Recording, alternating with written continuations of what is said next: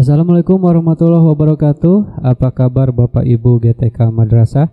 Semoga kita semua ada dalam keadaan baik dan selalu semangat jalani segala aktivitasnya.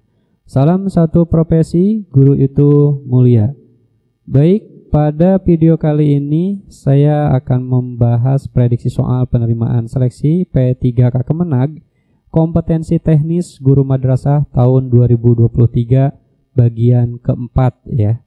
Soal ini disesuaikan atau berdasarkan file report atau pengalaman teman-teman yang sudah melaksanakan tes di tahun-tahun sebelumnya dan mereka sudah dinyatakan lulus ya.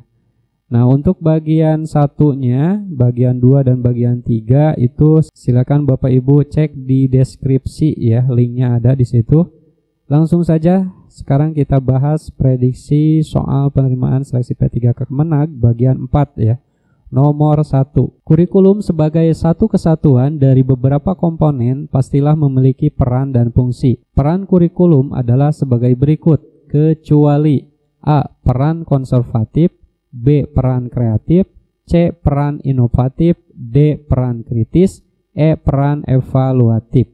Nah, tentu di sini yang bukan ya, peranan kurikulum itu adalah peran inovatif ya. Karena peran dan fungsi kurikulum itu diantaranya A. Peran konservatif sebagai sarana untuk menerapkan nilai-nilai warisan budaya yang masih relevan dengan generasi saat ini. B. Peran kreatif ya, itu untuk menggali potensi siswa dalam memperoleh kreativitas. Kemudian yang C. Peran kritis evaluatif, yaitu upaya membentuk karakter siswa yang kritis dan evaluatif. Jadi yang tidak termasuk dalam peran dan fungsi kurikulum adalah peran inovatif. Nah gitu ya, jadi jawabannya adalah C. Lanjut ke soal nomor 2. Kurikulum berfungsi sebagai suplementasi. Artinya A. Kurikulum berfungsi untuk mempersiapkan peserta didik agar menjadi anggota masyarakat yang bertanggung jawab dan baik. B. Kurikulum sebagai alat pendidikan harus dapat memberikan pelayanan pada setiap siswa. C. Kurikulum harus dapat menemukan dan mengembangkan minat dan bakat masing-masing. D. Kurikulum berfungsi untuk mengembangkan kemampuan anak sesuai dengan keahliannya yang didasarkan atas bakat dan minat siswa. E. Kurikulum harus dapat menjadi bahan belajar yang lentur menyesuaikan karakteristik siswa. Nah, baik Bapak Ibu, di soal ini kurikulum itu berfungsi sebagai suplemen ya. Kita tahu suplemen itu kan masukan ya atau pelayanan, bisa dibilang seperti itu. Jadi jawabannya adalah B. Kurikulum sebagai alat pendidikan harus dapat memberikan pelayanan pada setiap siswa. Lanjut ke soal nomor 3. Dalam Permendikbud nomor 103 tahun 2014 dinyatakan bahwa proses pembelajaran dengan pendekatan saintifik terdiri atas 5 langkah, yaitu kecuali A. Mengamati, B. Mengevaluasi, C. Mengasosiasikan, D. Mengkomunikasikan, E. Mengumpulkan informasi. Nah jelas ini yang bukan proses pembelajaran dengan pendekatan saintifik itu adalah B ya. Karena pendekatan saintifik itu disebut juga pendekatan berbasis keilmuan. Artinya proses yang diperoleh pengetahuan secara sistematis. Pembelajaran dengan pendekatan saintifik terdiri atas 5 langkah kegiatan belajar, yakni mengamati, menanya, mengumpulkan informasi, mengasosiasi, dan mengomunikasikan. Jadi yang tidak termasuk dalam langkah kegiatan belajar saintifik adalah mengevaluasi ya. Jadi jawabannya adalah B. Lanjut ke nomor 4. Ketika menghadapi perilaku siswa yang tidak patuh, sulit dikondisikan dan tidak mau mendengarkan nasihat guru, dapat membuat siapapun menjadi tidak sabar. Pernyataan yang paling menggambarkan diri Anda ketika berhadapan dengan siswa seperti itu adalah A. Berusaha untuk selalu bersabar atas semua perilakunya. B. Secara terbuka mengungkapkan ketidaksabaran agar siswa tersebut mau berubah. Ini tidak baik ya. C. Mengajak bicara siswa tersebut untuk menjelaskan tanggapan saya dan orang lain atas akibat dari perilakunya. Ini boleh jadi ya. D. Berusaha bersabar sampai perilakunya berubah. Wah, ini lama ya.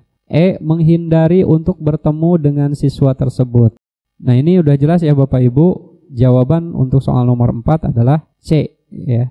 Karena ketika menghadapi perilaku siswa, kuncinya adalah komunikasi ya. Ketika Bapak Ibu menghadapi siswa yang tidak patuh, sulit dikondisikan dan tidak mau mendengarkan nasihat guru, maka langkah strategis yang harus Bapak Ibu ambil adalah mengajak bicara siswa tersebut untuk menjelaskan tanggapan saya dan orang lain atas akibat dari perilakunya. Ya, jawabannya adalah C. Lanjut ke soal nomor 5. Ketika di grup WhatsApp kelas, ada salah seorang wali murid yang mengirim postingan yang tidak pantas. Sikap Anda sebagai seorang pendidik dalam mengatasi permasalahan tersebut adalah A. Mengingatkan wali murid yang mengirim postingan yang tidak pantas secara langsung melalui grup WhatsApp kelas. Nah, ini tidak boleh ya Bapak Ibu. Tidak boleh langsung di grup itu. Kemudian yang B, membiarkan saja dan yang terpenting tidak membuka postingan tersebut. Ini terkesan membiarkan. C, mengeluarkan wali murid tersebut dari grup WhatsApp kelas karena telah melanggar kesepakatan. Ini terlalu berlebihan Bapak Ibu ya, sampai harus mengeluarkan. D, menegur melalui jalur pribadi WhatsApp agar tidak mengunggah sesuatu yang tidak pantas. Ini bagus ya di japri bahasa kita. Akan tetapi masih kurang relevan ya dengan permasalahan yang ada. Kita lihat opsi E, mengingatkan dengan bertemu. Nah, ini lebih tepat ya. Secara langsung bahwa tindakan yang dilakukan tidak pantas dan meminta untuk tidak mengulangi lagi. Jadi jawaban yang paling tepat adalah E ya.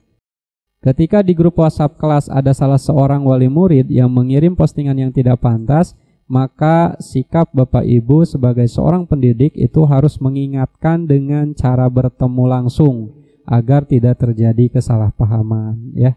Begitu Bapak Ibu. Jadi jawabannya adalah E. Lanjut ke soal nomor 6. Anda memiliki siswa yang berprestasi di bidang seni tari, tetapi pada saat pelajaran di kelas itu lemah ya. Pernyataan yang paling menggambarkan diri Anda ketika menghadapi siswa seperti itu adalah A. Memberikan apresiasi terhadap prestasinya di bidang seni tari.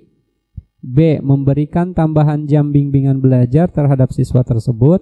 C. Menampilkan sikap yang wajar atas kondisi yang dialami siswa tersebut. D. Mengelompokkan siswa sesuai kondisi dan latar belakang. E. Memberikan apresiasi dan memberikan tambahan jam belajar khusus. Nah, ini yang paling tepat adalah apa Bapak Ibu? E ya. Memberikan apresiasi dan memberikan tambahan jam belajar khusus. Jadi gini Bapak Ibu, ketika memiliki siswa yang mempunyai bakat istimewa, maka kita harus mengapresiasi ya. Dan ketika memiliki siswa yang lamban belajar, maka dapat kita berikan tambahan jam belajar khusus ya. Jadi jawabannya untuk nomor 6 ini adalah E.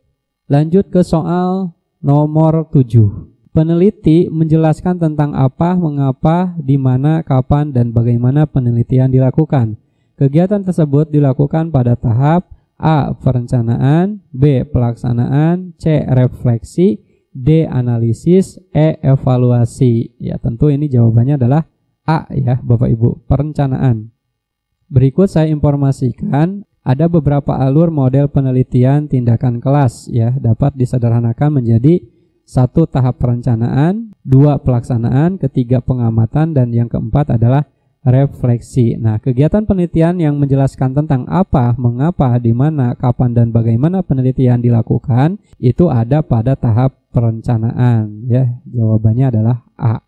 Lanjut ke soal nomor 8. Seorang guru ingin mengetahui reaksi siswa terhadap peristiwa gempa bumi di Bantul yang diputar dari YouTube.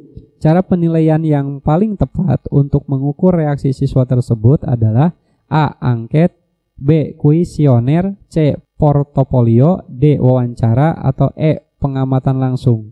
Nah, yang paling tepat adalah apa? E ya Bapak Ibu. Jadi untuk melihat reaksi itu harus secara langsung. Cara penilaian yang paling tepat untuk mengukur reaksi siswa adalah melalui pengamatan langsung dengan lembar observasi. Begitu ya Bapak Ibu. Di jawabannya adalah E. Lanjut ke soal nomor 9. Pak Ahmad melakukan pembelajaran dengan menekankan aktivitas peserta didik untuk menghasilkan produk dengan menerapkan keterampilan meneliti, menganalisis, membuat, sampai dengan mempresentasikan produk pembelajaran berdasarkan pengalaman nyata. Langkah yang dilakukan Pak Ahmad itu merupakan bagian dari model pembelajaran A. Inquiry, B. Cooperative Learning, C. Project Based Learning, D. Problem Based Learning, E. Contextual Teaching Learning. Nah, ini jawabannya adalah C ya. Cirinya dari model pembelajaran Project Based Learning itu adalah menghasilkan produk ya. Aktivitas peserta didik itu untuk menghasilkan produk merupakan bagian dari model pembelajaran Project Based Learning ya. Jadi jawabannya adalah C. Lanjut ke soal nomor 10. Pada mata pelajaran IPA, Bu Siti memberi tugas kepada siswanya untuk membawa batang berkayu, cutter, sabut kelapa, tanah, dan tali untuk mencangkok. Contoh tersebut mengisyaratkan bahwa Bu Siti sedang memberi pengalaman kepada siswanya dengan menggunakan metode A. Diskusi, B. Simulasi, C. Role play, D. Eksperimen, atau E. Demonstrasi. Nah, ini jawabannya adalah D ya Bapak Ibu, eksperimen. Karena metode eksperimen itu adalah metode yang digunakan untuk menyampaikan materi melalui percobaan dan pengamatan proses ya. Jadi jawabannya adalah D. Baik Bapak Ibu, untuk pembahasan soal prediksi P3K Kemenag tahun 2023 bidang kompetensi teknis guru madrasah ya, bagian keempat ini dicukupkan sampai di sini. Semoga bermanfaat dan mudah-mudahan Bapak Ibu bisa lulus P3K tahun ini. Sekian, Assalamualaikum warahmatullahi wabarakatuh.